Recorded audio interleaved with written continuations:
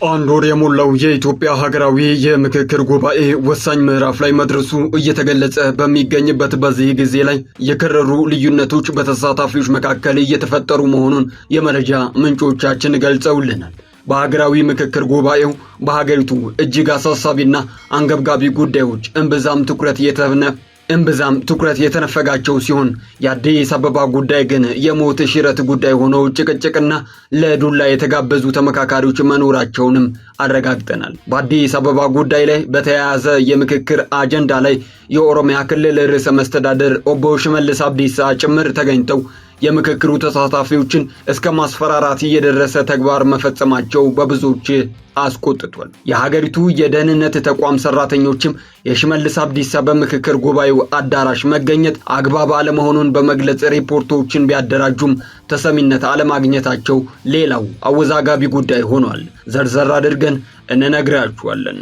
ተስፋ በተጣለበት የሀገራዊ ምክክር ጉባኤ ላይ ተሳታፊዎች ሰጥቶ ለመቀበል አሊያም ገንቢ ሐሳቦችን ለመሸጥ ሳይሆን የኔ ያሉት ማህበረሰብ ጥቅም ያስጠብቃል በሚሉ ጉዳዮች ላይ ግትር አቋማቸውን እያንጸባረቁ መሆኑንም የመረጃ ምንጮቻችን ነግረውናል። የአማራ ክልል የማህበረሰብ ክፍሎችን ወክለው በምክክሩ እየተሳተፉ የሚገኙ ተመካካሪዎች ለኮሚሽኑ ቅሬታቸውን ማቅረባቸውን ምንጮች ነግረውናል። ተመካካሪዎች ፊርማቸውን ያኖሩበት የቅሬታ ደብዳቤ የክልሉ ርዕሰ መስተዳድር አቶ አረጋ ከበደ፣ የኮሚሽኑ ዋና ኮሚሽነር ፕሮፌሰር መስፍን አራያና ምክትል ዋና ኮሚሽነር ሂሩት ገብረስላሴ በተገኙበት ነሐሴ 5 ቀን ለኮሚሽኑ ቀርቧል። የቅሬታ ደብዳቤውን እንዲሁም ተመካካሪዎች በቃል ያቀረቡትን ቅሬታ የተቀበሉት ኮሚሽነሮቹ ተወያይተን መልስ እንሰጣለን ማለታቸውንም ሰምተናል። ነገሩ ምንድነው? በዝርዝር እንነግራችኋለን። ወዲህ ደግሞ ወትሮውንም የሀገራዊ ምክክር ኮሚሽኑ ከተቋቋመበት ጊዜ አንስቶ የገለልተኝነትና የነጻነት ጥያቄ ሲቀርብበት እየቆየ ከመሆኑ ባለፈ የዚህ ኮሚሽን ዋነኛ ግብ የሀገሪቱን የዲሞክራሲ ስርዓት ከፓርላመንታዊ ወደ ፕሬዝዳንታዊ ስርዓት መቀየር እንደሆነ ሲገለጽ ቆይቷል። በመጨረሻም ይህ ትንበያ እውን ሆኖ ኢትዮጵያ በቅርቡ በፕሬዝዳንታዊ የዲሞክራሲ ስርዓት እንደምትመራ ውሳኔ ተላልፏል። ጠቅላይ ሚኒስትር ዶክተር አብይ አህመድ በቅርቡ በፕሬዝዳንትነት ሀገሪቱን ለቀጣይ 2 የስልጣን ዓመታት ለመግዛት ባለ ሲመታቸውን እንደሚፈጽሙ ይጠበቃሉ። የተከበራችሁ ተከታታዮቻችን ይህንኑ ርዕሰ ጉዳይ ለዕለቱ የትንታኔ አጀንዳችን አድርገን መርጠን አሰናድተነዋል። ከታማኝ የመረጃ ምንጮቻችን ያሰባሰብናቸውን መረጃዎች እያስደመጥናችሁ ተከታዮቹን ደቂቃዎች የምናሳልፍ ይሆናል። በመላው ዓለም የምትገኙ የዚህ ዝግጅት ተከታታዮች በእነዚህ ጉዳዮች ዙሪያ ያላችሁን ሐሳብና አስተያየት በገለልተኝነትና ሚዛናዊ በሆነ መንገድ በነጻነት ሐሳባችሁን እንድታጋሩን በአክብሮት ጋብዘናችኋል። ኢትዮጵያ አሁን ባለችበት ሁኔታ የአዲስ አበባ የባለቤትነት ጉዳይ የህዝቦች አንገብጋቢ ጉዳይ ነውን? አዲስ አበባ የፌዴራል ከተማ ብትሆን ወይንም በኦሮሚያ ክልል ብትሰጥ ዜጎች በነጻነት ተንቀሳቅሰው እስከሰሩና ሀብት ንብረት የማፍራት መብታቸው እስከተጠበቀና ደህንነታቸው እስከተረጋገጠ ድረስ ችግር ይፈጥራል ብላችሁ ታስባላችሁን? ኢትዮጵያ በፕሬዝዳንታዊ የዲሞክራሲ ስርዓት ብትመራ ጥቅም ወይንስ ጉዳት? በእነዚህ ነጥቦች ላይ መልከታዎቻችሁን እያጋራችሁን አብራችሁን እንድትቆዩ የአክብሮት ግብዣችን ነው። እኛም ከታማኝ መረጃ ምንጮቻችን እና ከምክክሩ ተሳታፊዎች ያሰባሰብናቸውን መረጃዎች እያስደመጥናችሁ ተከታዮቹን ደቂቃዎች እንዘልቃለን። ከመረጃዎቹ በፊት ግን ለአዳዲስ ወቅታዊና ታማኒ መረጃዎች ይህንን ቻናል ሰብስክራይብ በማድረግ ቤተሰብ ይሁኑ።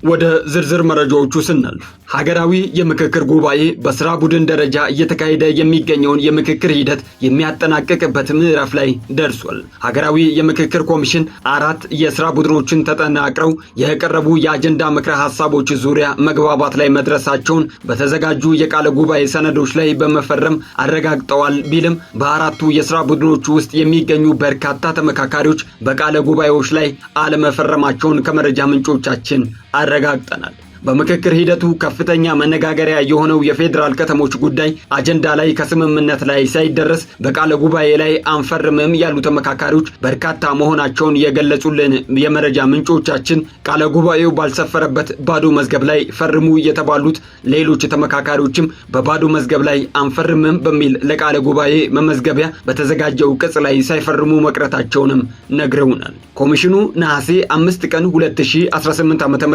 የሰላም ግንባታ፣ የሃይማኖት ጉዳይ፣ የመንግስት አደረጃጀትና የሙስናና መልካም አስተዳደር ጉዳይን አጀንዳቸው አድርገው ሲመክሩ የቆዩ የሥራ ቡድኖች መግባባት ላይ ደርሰዋል ቢልም መግባባት ላይ ተደርሷል በተባለለት ጊዜ ምልአተ ጉባኤው መሟላቱና 75 በመቶ የድጋፍ ድምፅ መገኘቱ አለመረጋገጡንም ሰምተናል። ኮሚሽኑ ለተመካካሪዎች ባቀረበው የሀገራዊ ምክክር ጉባኤ የውሳኔ አሰጣጥ ስርዓት ሰነድ መሰረት በስራ ቡድን ደረጃ የውሳኔ ስምምነት አለ ለማለት የተመካካሪዎች 75 በመቶ ድጋፍ ማግኘት ያስፈልጋል።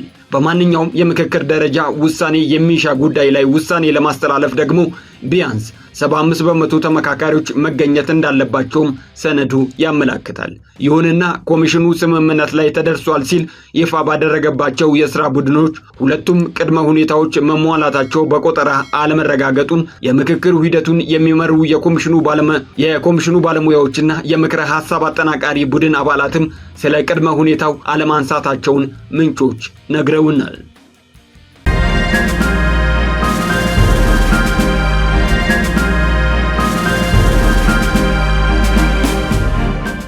የፌዴራል ከተሞች ጉዳይ እየተመካከረበት የሚገኘው የሥራ ቡድን 7 የምክክር ሂደቱን አጠናቋል በሚል ቃለ ጉባኤ ላይ እንዲፈርም መወሰኑን ሰምተናል። ነሐሴ 6 ቀን 2018 ዓ.ም ከቀኑ 8 ሰዓት ጀምሮ በተካሄደና ጥቂት የማይባሉ የቡድኑ አባላት ባልተገኙበት ስብሰባ የአዲስ አበባ ሕጋዊ አቋም ላይ 2 አማራጮች ባስቀመጠ የምክረ ሐሳብ ሰነድ ላይ እንዲፈረም መጠየቁን የገለጹልን ምንጮች አዲስ አበባ ተጠሪነቷ ለፌዴራል ከሆነ ከተማ ትሁን እና የከተማዋ ተጠሪነት ለፌዴራል መንግስት ሆኖ የኦሮሚያ ክልል መቀመጫ መሆኗ በሕገ መንግስቱ ይረጋገጥ የሚሉ አማራጮች በቃለ ጉባኤ ላይ እንዲካተቱ መደረጋቸውን ነግረውናል።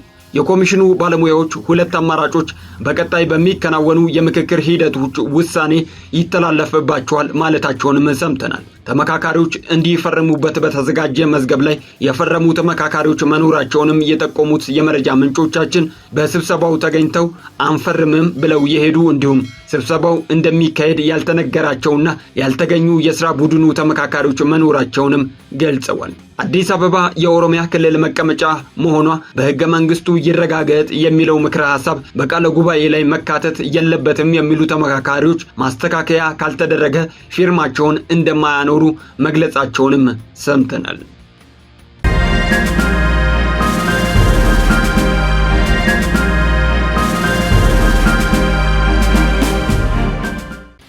የአዲስ አበባ ጉዳይ በይደር እንዲቆይ ጥያቄ ቀርቦ እንደነበርም ምንጮቻችን ገልጸውልናል። በአዲስ አበባ ጉዳይ እየተመካከሩ የሚገኙ ተመካካሪዎችን እንዲሁ ጉዳዩን በቅርበት እየተከታተሉ የሚገኙ ወገኖች እያነጋገረ የቀጠለው የአዲስ አበባ ሕጋዊ አቋም ጉዳይ እንዲያድር የሚጠይቁ አካላት መበራከታቸውን ምንጮች ጠቁመዋል። ለኮሚሽኑ ጥያቄ ማቅረባቸውን ይፋ ካደረጉ ፓርቲዎች በተጨማሪ በጉዳዩ ዙሪያ በኮሚሽኑ ኮሚሽነሮች ጋር ለመነጋገር ለነሐሴ 7 ቀን ቀጠሮ የያዙ ፓርቲዎች መኖራቸውንም ሰምተናል። ከፓርቲዎቹ በተጨማሪ የምሁራን ፓናል አባላትም ይህንኑ ጥያቄ ለኮሚሽኑ ማቅረባቸውን የገለጹልን ምንጮች ነገር ግን ኮሚሽኑ እስካሁን ውሳኔ አለማሳለፉንም ጠቁመዋል።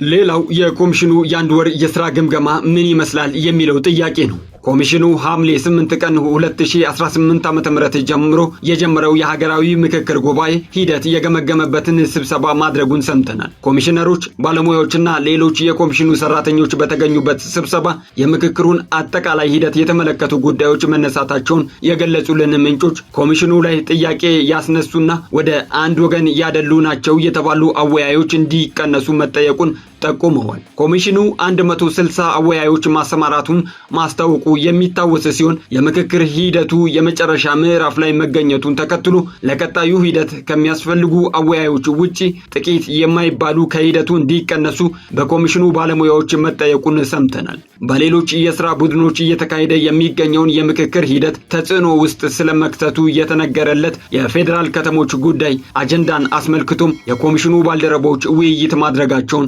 ምንጮቻችን ነግረውናል።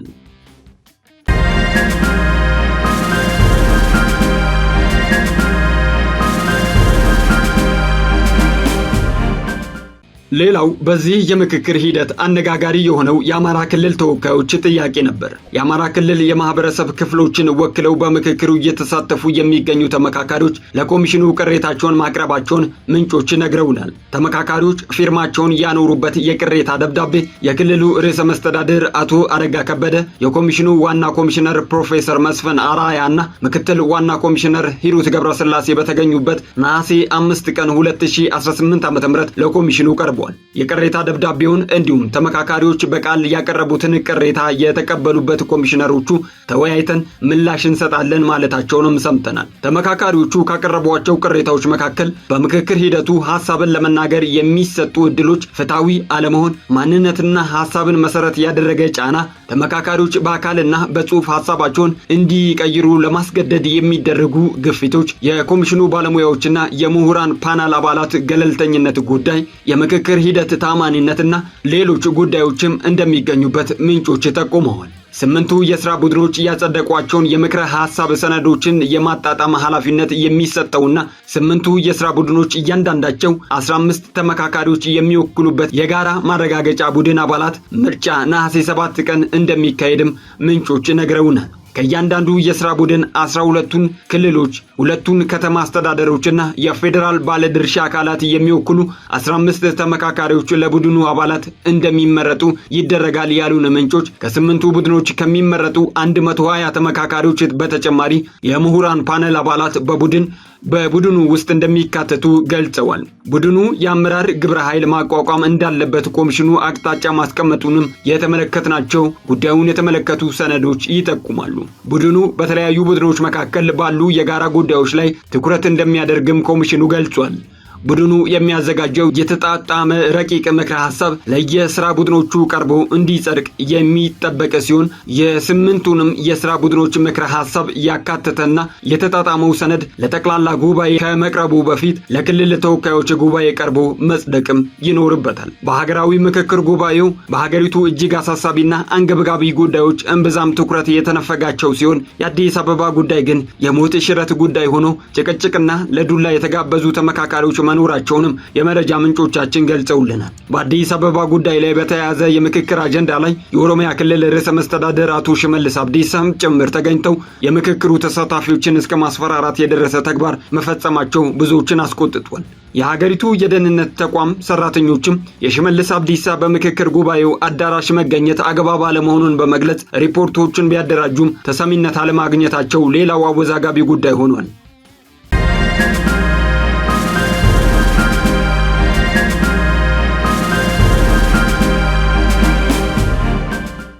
የተከበራችሁ ተከታታዮቻችን ለዕለቱ ያሰባሰብነው ልዩ የትንታኔ መረጃችን በዚሁ አበቃ። በሌሎች አዳዲስና ወቅታዊ መረጃዎች እስክንገናኝ ሰላም ቆዩን። ለአዳዲስ ወቅታዊና ታማኒ መረጃዎች ቻናላችንን ሰብስክራይብ በማድረግ ቤተሰብ ይሁኑ።